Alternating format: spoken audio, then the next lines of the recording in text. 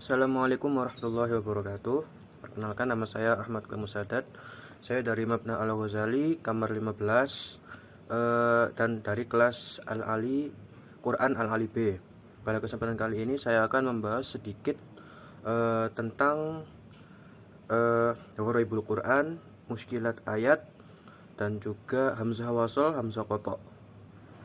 Gharaibul Al-Quran itu bermakna bacaan ayat-ayat Al-Quran yang sedikit aneh dalam pendengarannya dan tidak sesuai dengan kaidah-kaidah bacaan pada umumnya. Bacaan Gharaibul Quran ini tidak banyak di dalam Al-Quran, hanya beberapa.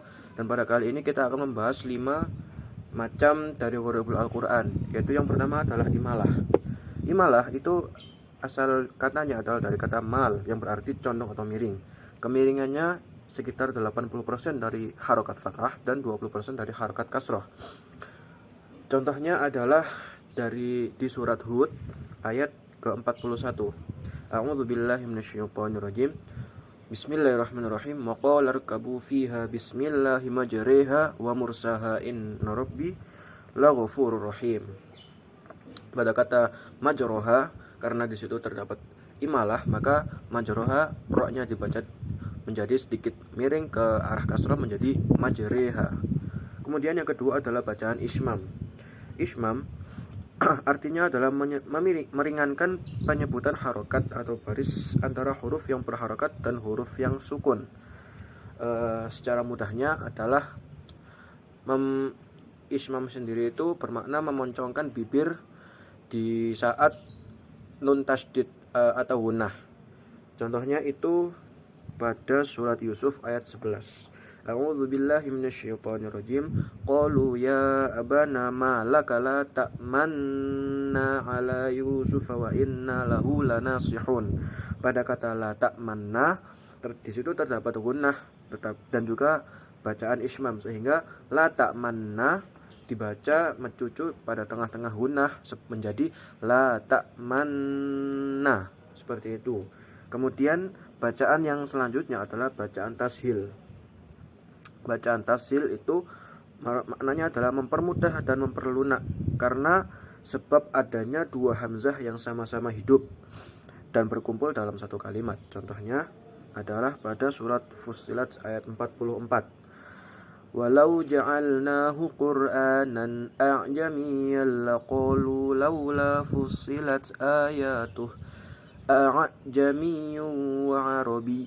A'jamiyyun, di situ terdapat kata a'jamiyyun.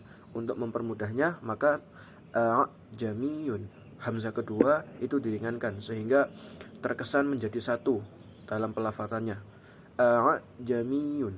Selanjutnya adalah bacaan naqol. Secara bahasa adalah naqol itu peralihan atau perpindahan. Dalam hal ini adalah terjadinya perpindahan baris hamzah qata' atau kepada alif lam ta'rif atau di kalimat sebelumnya. Pada hakikatnya yang memiliki baris adalah hamzah qata' pada kata ismun, namun beralih kepada al sehingga terkesan menjadi berbunyi li. Contohnya adalah pada surat Al-Hujurat ayat 11. Wala talmizu anfusakum wala tanabazu bil alqab bi'sal ismul fusuqu ba'dal iman. Bi'sal ismu, karena itu terdapat kata ismun, di situ kan terdapat hamzah dan yang sebelumnya terdapat al, sehingga hamzah itu beralih ke alnya sehingga menjadi satu. Yang semula terbaca bi'sal ismu maka menjadi bi'salismu. Dan selanjutnya adalah yang terakhir itu adalah bacaan saktah. Saktah sendiri itu bermakna berhenti sejenak tanpa bernafas di tengah-tengah kalimat. Dan di Al-Quran sendiri itu terdapat kurang lebih ada 4 bacaan. Yang pertama itu ada pada surat Al-Mutaffifin.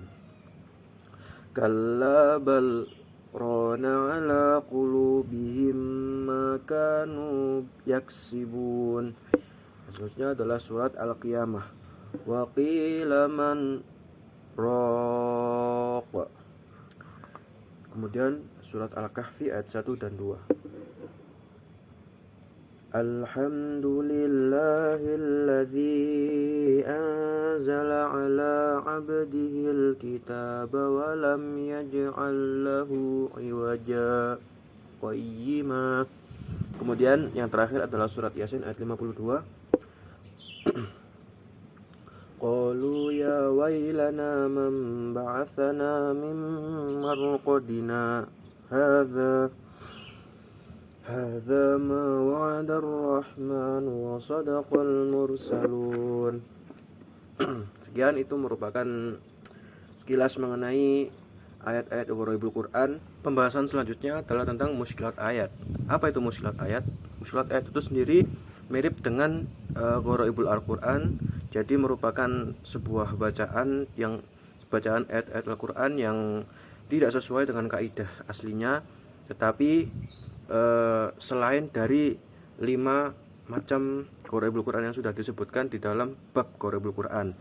Contoh-contoh dari muskilatul ayat yaitu adalah pada lafaz ana. Biasanya kalau kita melihat Al-Quran, pada lafaz ana itu terdapat bulatan kecil, dan itu merupakan tanda bahwa kalimat ana itu merupakan salah satu bagian dari muskilatul ayat, di mana di situ terdapat fathah yang dimana nanya itu dibaca panjang, dan tetapi membaca yang benar itu tetap dibaca pendek. Terus selain ana terdapat kata anaba, anabu, anasia, dan al-anamila. Tadi kan saya mengatakan bahwa setiap kata ana nanya itu dibaca pendek, tapi terdapat pengecualian yaitu pada kalimat anaba, anabu, anasia, dan al-anamila. Contoh yang selanjutnya itu adalah pada kata samuda. Pada kata samuda itu terdapat huruf alif. Jika kalimat samuda ini dibaca pendek, maka jika kalimat samuda ini dibaca wasol atau lanjut, maka dalnya ini dibaca pendek, samuda. Tetapi jika dimatikan pada samuda, maka mewakofkannya adalah dengan mematikan huruf dal menjadi samuda. Contoh yang lain adalah pada kata az-zununa hunalika, ada kata ar-rasula wa qalu as-sabila rabbana, ada qawariro, qawarir. Jadi ketika dibaca wasol, maka akhir kalimatnya itu dibaca pendek. Contohnya az-zununa itu jika dibaca waqaf, jika dibaca wasol menjadi az-zununa hunalika ar-rasula wa qalu ar-rasula wa qalu as-sabila rabbana. Jika dibaca wasol as-sabila rabbana, qawariro, qawariro. Jika dibaca wasol qawariro, qawarir. Dan itu merupakan contoh-contoh, sedikit contoh dari kalimat-kalimat muskilat ayat, dan masih terdapat banyak lagi di dalam Al-Quran mengenai kalimat-kalimat muskilat ayat. Selanjutnya adalah pembahasan mengenai hamzah wasol dan hamzah qata'. Hamzah di permulaan kalam itu ada kalanya berupa hamzah wasol dan hamzah qata'. Hamzah qata' itu adalah hamzah yang ditetapkan ketika tingkah wasol dan ketika permulaan kalimat. Dinamakan hamzah qata' karena memutus huruf sebelumnya dari huruf setelahnya, dan tempat hamzah qata' itu berada pada selain tempat-tempatnya hamzah wasol. Apa itu hamzah wasol? Hamzah wasol ialah hamzah yang ditetapkan di permulaan kalam dan digugurkan di pertengahan kalam. Jadi dibaca di awal kalimat tetapi tidak dibaca di tengah-tengah kalimat. Dan untuk tempat-tempat hamzah wasol itu yang pertama adalah terdapat di al-ta'rif. Kemudian yang kedua adalah pada fi'il madhinya, fi'il khumasi dan fi'il sudasi. Apa itu fi'il khumasi dan fi'il sudasi? Fi'il khumasi adalah fi'il madhi, fi'il kata kerja yang terdiri dari 5 huruf, dan fi'il sudasi adalah kata kerja yang terdiri dari 6 huruf. Selain dari fi'il madhi, fi'il madhi khumasi dan sudasi, hamzah wasal ini juga terdapat pada fi'il amarnya kedua fi'il tersebut yang disebutkan tadi, yaitu fi'il khumasi dan fi'il sudasi, dan pada masdarnya. Kemudian selain dari fi'il madhi, fi'il khumasi dan sudasi, terdapat juga pada 7 isim berikut yang terdapat di dalam Al-Quran. Yang pertama adalah ibnun, ibnatun, imro'atun, imro'un, isnani, isnatani, dan ismun. Jadi dari semua tanda-tanda atau tempat-tempat hamzah yang sudah disebutkan barusan tadi, itu merupakan hamzah wasol. Jadi ketika contoh-contoh fi'il, contoh-contoh hamzah wasol itu terdapat di dalam awal kalimat, maka hamzah tersebut dibaca. Tetapi ketika terdapat di tengah kalimat, maka hamzah tersebut tidak dilafalkan. Contohnya adalah ada pada Utsman bin Affan, maka kita membacanya pasti Utsman bin Affan, langsung masuk ke dalam baknya.